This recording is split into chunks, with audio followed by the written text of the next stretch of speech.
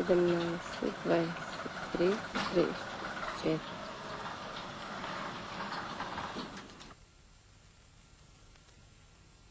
Почакайте.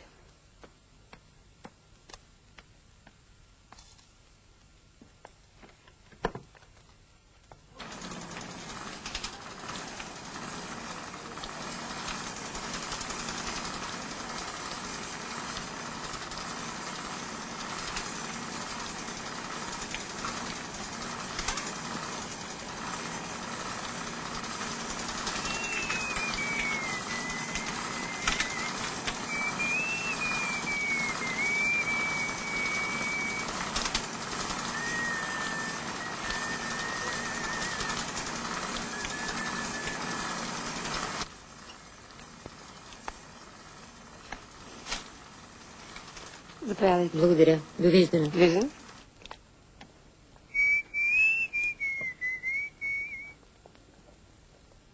Скоро ли ще стане? Имайте още малко търпение. Бъдете така добра. Помолете колежките си да ускорят нещата.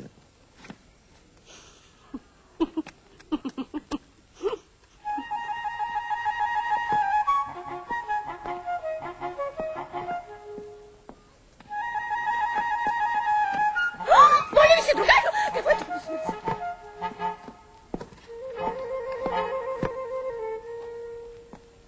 Добър ден. Добре. Готово, другарю? Заповядайте. Сега.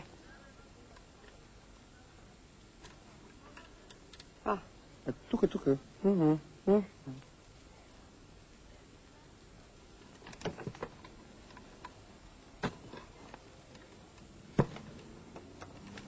Да, вашето какво беше? Моята униформа. Аха, от милицията? Да. Да. Обаче няма другарю. Как? Обещахте ми за вчера. Ето по тетрадката е изписана. Номерът отговаря. Обаче я няма. Тогава? Я, елате с мен вътре да я потърсим заедно. Заповядайте. Няма начин да изчезне. Няма как. Заповядайте.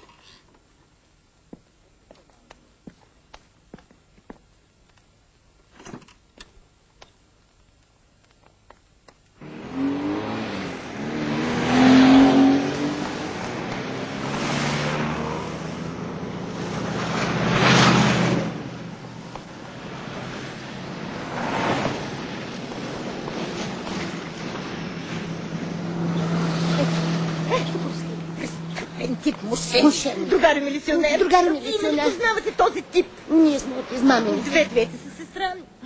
Аз съм транспортна милиция. Кой беше този? Охо. Здравей. Здравей.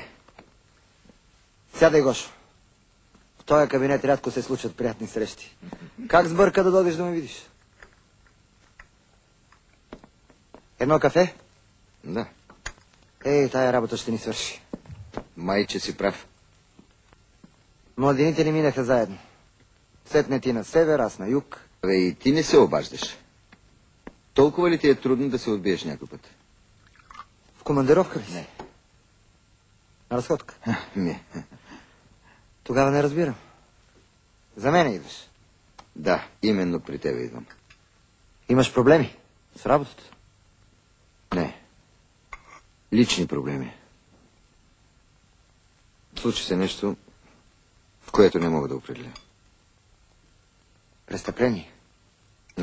Не бих казал. Отнася се за моята братовчетка.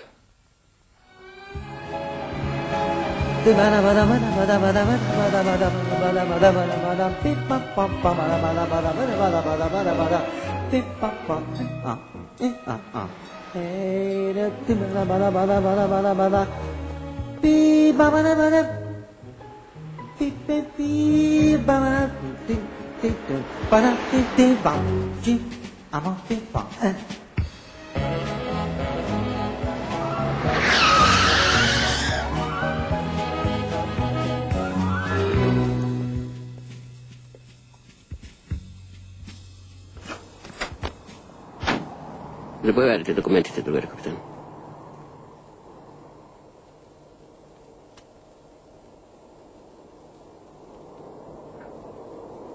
А къде е пътния лист? Как? Ама няма ли го? Няма го. Ти тук беше, къде може да? Ти какво караш, бе? Сундирчите, другар капитан. На ТПК-то. Малко ковано желязо, малко матричка. Дефицит на радост за населението. Е верно, другар капитан. Ти защо караш държавна кола с книжка за любител шофьор? За услуга, другар капитан, на ТПК-то. Понеже Митко се разболя. Трите имена. Митко... Не му го знам второто. Лошо? Лошо. Лошо, другарю. Седларов. Къде е работилницата? Долни Богоров. Да. Карай.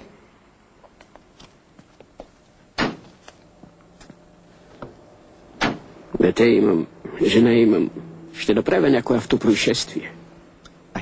Айде. И тъй към изворите на народното творчество. Не ми взимайте книжката, няма да изкарам втори път изпит. Сега ще ми покажеш в пътя към тази ренесансова Флоренция на Софийски окръг. О, Беатриче! Както казваше мой приятел Франк Лойд Райт. Да е верно, другар капитан. Да, странно. Името е Соколов, предложение за женитба. Какво има? Казваш, че парите са оставени непокътнати в бюрото. Да, защо? Напомня ми за нещо, но не е точно неговия почерк. Взел е само портрета й. Ти лично видя ли въпросния Соколов? Не, Забеля, но описанието, което ти дадох, е точно. Описанието точно, но пасиансът не излиза.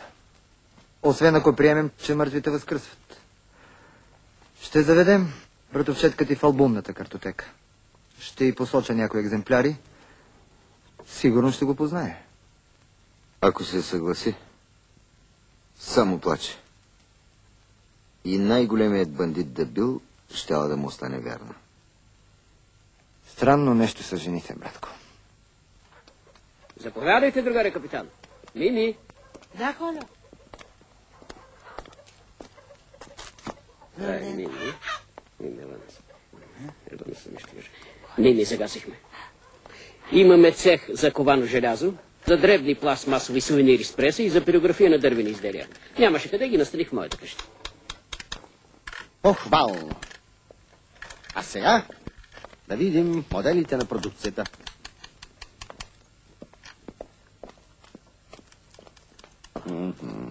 Куклички, хуклички. А това какво е? Марсианка. Прилича на змия. Много се харчи, казва мамо. Не казва. Не казва. Куче касичка. Къща касичка. Зае касичка. Куче. Куче касичка. Старомодно. Имаме модерни. Зарче касичка и шлем касичка. Икономията е майка на мизерията. Те е верно. Това куче защо е зелено? Той е крокодилче. Защо не пише? Заяжда от влагата. Аха. Лошо, другарю. Седларов. Лошо, Седларов, лошо. Кой е дизайнерът на предприятието? Какво? Кой прави моделите? Ами аз. А тези мими. Западно влияние. Секунд, другар капитан. Опадък. Дайте ми документите. Цени, производство, класмент, заплати, месечни отчети и така нататък. Мирише ми на командировка в Централния Софийски затвор. От мен един съвет. 1216, втория етаж, южното крило, при бай Ставри. Познавам го лично. Човекът е строг, но справедлив. Много обичам етапите. Вие сте още млад. Ще излезете запазен. Другаро капитан, моля ви, на мен ще ми стане лошо. Първата година е трудно. После се свиква.